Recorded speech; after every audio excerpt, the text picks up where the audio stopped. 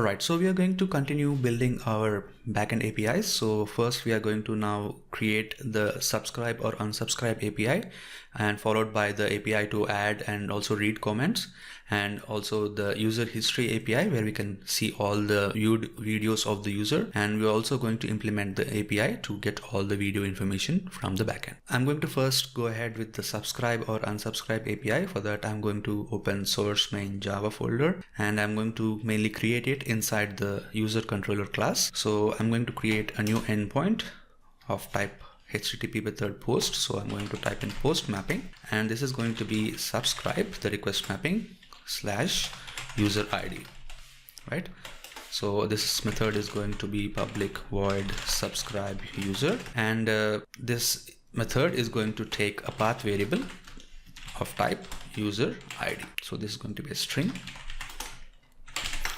user ID. Now I'm going to make use of the user service class to create the subscribe user method. So for that, I'm going to first inject the user service into the user controller, private final user service, and I'm going to type in user service dot subscribe user, and I'm going to pass in the user ID as the input parameter. Now I'm going to create this particular subscribe user method inside the user service. And now what we have to do is we have to retrieve the current user and add the user ID to the subscribed to users list, users set, and we have to also retrieve the target user and add the current user to the subscribers list, right? You got the idea? So mainly if I open the user class, we have two sets, the subscribers and the subscribed to users. The subscribers field will store all the information of all the subscribers to our channel, and the subscriber to users field will store all the information where we are subscribed to the other channels. So here I'm using the term channels and users interchangeably because we are not maintaining a separate concept like channels, but just to make you understand easily, I'm just using the concept of channels, but we are going only with the users, not the channels in this tutorial. So one thing we have to do is to initialize also the sets, the subscribers and subscribe to users, similarly what we did for the other sets. So I'm just going to copy the declaration of the set using the concurrent hashmap.new key set, and I'm just going to define it in the subscribers and subscribe to users field. All right, so now what we have to do is we have to first get the currently logged in user. So for this, I'm going to just copy paste the existing code we have. So I'm just going to copy and paste it from the other method, and now we have the currently logged in user. And for the currently logged in user, I am going to add to subscribed to users set the user ID, right? Because as the currently logged in user is subscribing to another user, I have to add it to the subscribed to users set. And of course this method does not exist yet, so I'm going to create this method and call in subscribed to users dot add user ID. After that, we have to find out who is the user with this user ID. So for that, we need access to the user repository. So I'm going to type in user repository dot find by ID, and I'm going to provide the user ID. And if we don't get the user ID, if we don't find any user with this user ID, we have to throw an exception. So for that, I'm going to make use of the or else throw method call from the optional, and I'm going to throw a new illegal argument exception. Close this project window so that we'll have some more space. All right, so in the illegal argument exception, I'm going to throw an error message, cannot find user ID, and I'm going to pass in the user ID. So I'm going to add this into a new line, and now let's store this return variable inside a new local variable called as user. And now I'm going to add in user dot add the current user to the subscribers field. So for that, I'm going to add in add to subscribers, a new method, pass in the current user dot get ID, and I'm going to create this method again and add it to the subscribers set. Let's make it as user ID, not the ID, just to make it more descriptive, the field name. Okay, so now we have the subscribers field, or also the subscribe to users field, which we have filled. Now we have to save the user, the target user, and also the current user to the database with this information. So I'm going to type in user repository.save, and I'm going to call current user, and similarly I'm going to duplicate this line with the help of the shortcut Control D and type in user. We have made this change for the subscribe user, and for the unsubscribe user it's pretty same. We just have to invert the logic. First, let me remove the comments as we don't need this anymore. For the unsubscribe users, it's also pretty same. Just I'm going to copy the existing subscribe user logic, and I'm going to rename it as unsubscribe user. Also here we have to retrieve the current user, and we don't want to add to the subscribe to users, but we have to remove from subscribe to users. So I'm just going to name this method as remove from subscribe to users. Let's create this method inside the user class, and I'm going to remove from the subscribed to users set the user ID. And also here I'm going to remove from the subscribers, so I'm going to add a new method called as remove from subscribers, and I'm going to create this method again inside the user class. Let's also change the input parameter to user ID, and I'm going to type in subscribers but remove user ID. So let's go back to the user service. Now we have, after removing the users from the subscribe to users and also from the subscribers set, we are again saving the user details. So let's go back to our controller. Now we have all this logic, right? Instead of returning nothing, like returning void, a better idea would be to maybe return a boolean, right? We can return a boolean. So return true, something like return true, and we are going to return a boolean just to make sure that our operation is successful or not. So I'm just going to copy this post mapping, this subscribe user method again, and I'm going to create a new post mapping called as unsubscribe, and I'm going to call this method as unsubscribe user. And inside this method, instead of calling subscribe user method, I'm going to call unsubscribe user method. And now I think we have two methods, one for the subscribe and another for the unsubscribe. All right, so I'm going to go back to the user controller. Now we have completed the subscribe or unsubscribe to user functionality. So I'm just going to remove this from the list. Now let's implement the functionality to add and read comments. So for that, we already have a model created for the comment field, for the comment. So mainly we have the ID, the text, the author ID, the like count, and the dislike count. I'm going to create a new method inside the video controller with the post mapping, and which is going to take a video ID, and I'm going to call this as comment. And so I'm going to call this method public void add comment, and this is going to take a path variable called as video ID, and this is also going to take a request body of type comment DTO, right? We have to get the information about the comment text and what is the user ID of the who is doing the comment, and also the video ID. We already have it here. So for that, first we have to create the DTO class. So I'm just going to create a class inside the DTO package, and this class is going to I'm going to add the getter and setter annotation, followed by the no args constructor and all args constructor. Inside the class, the main fields are going to be the comment text, and it's going to be the author ID. It's nothing but the user ID. We are going to mainly make use of these two fields for now, and I'm going back to the video controller.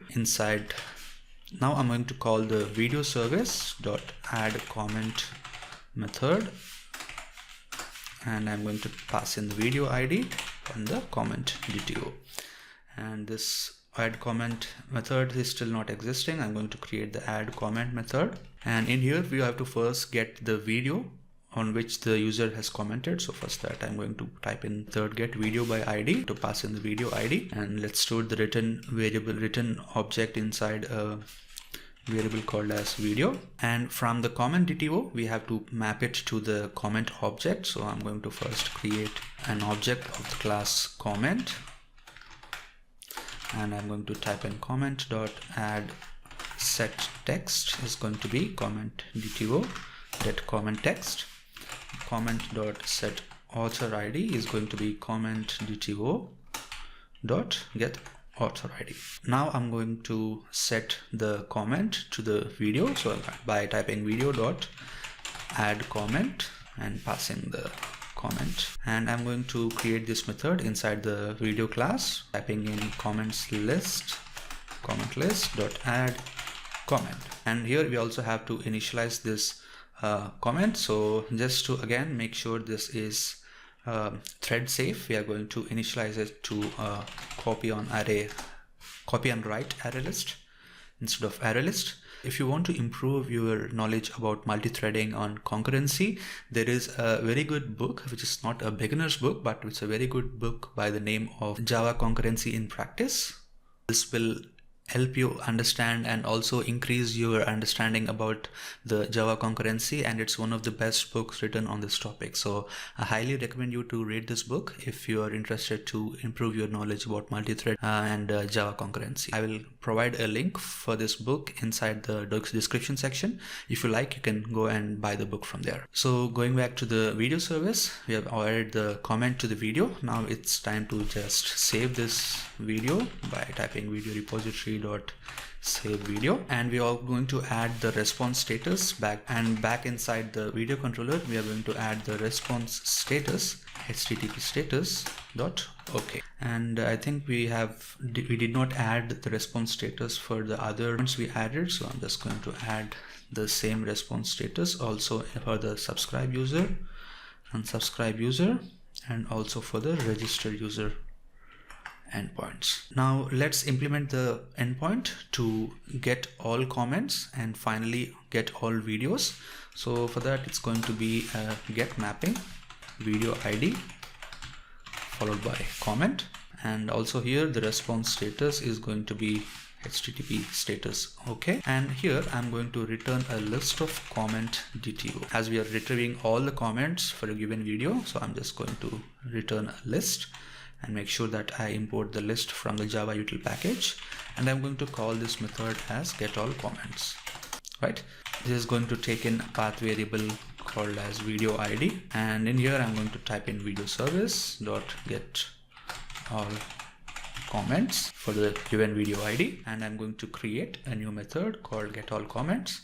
And similarly also here I'm going to get the video by ID, and I'm going to store this object into a variable called as video, and I'm going to get the video comment list, store it inside a list of comment, and now we have to map this list of comments into a list of comment DTO object, right? So we have to return a list of comment DTO from this method instead of void, and now I'm going to loop through this comment list dot stream, and I'm going to map it to a comment DTO. So I'm just going to type dot map, and I'm going to create a new method called as map to comment DTO, right? And add the comment as the input variable, input parameter. So I'm just going to create the map to comment DTO method, and this method is going to return a comment DTO. So here I'm going to create the comment DTO object, and I'm going to set the comment text as comment dot get text, and comment DTO dot set author ID as comment dot get author ID, and finally I'm going to return the comment DTO. So now we are mapping to the comment DTO, and then I'm going to collect to a list and finally return this list from this method. Alright, so now here we can improve this method by replacing lambda with a method reference. So let's do that. Alright, so now we have the get all comments method, and I'm going to go back to the video controller, and I'm going to just return this from our video controller method, right? So we have the API also to get all the comments. We have created an API to add the comment. Now let's implement the API to get all videos, right? So I'm going to type in get mapping. So this is going to be a get mapping without any further mappings, because as the root request mapping is /API/videos, we are not going to add another mapping to this one. So and the response status is going to be okay, followed by public list of video DTO, and I'm going to call get all videos, and I'm going to call the video service dot get all videos method, and also this, let's add the return statement here. And the get all videos method is still not existing. I'm going to create the get all videos method, and in here I'm going to simply type in video repository dot find all. Right, this will return a list of videos. So I'm going to map this list of videos to list of video DTOs. For that, I'm going to call in stream dot map, and inside the map I'm going to call map to video DTO method, which we have created already, and I'm going to pass in the video. Now I'm going to call the method to list to retrieve the videos, to retrieve the video DTO list and pass it as a return and return it to the back to the controller from where we are calling. Also here we are going to make use of the method reference instead of the lambda and improve this code. We have quickly implemented all the required APIs, and the last API we have to implement from our backend is going to be the user history API.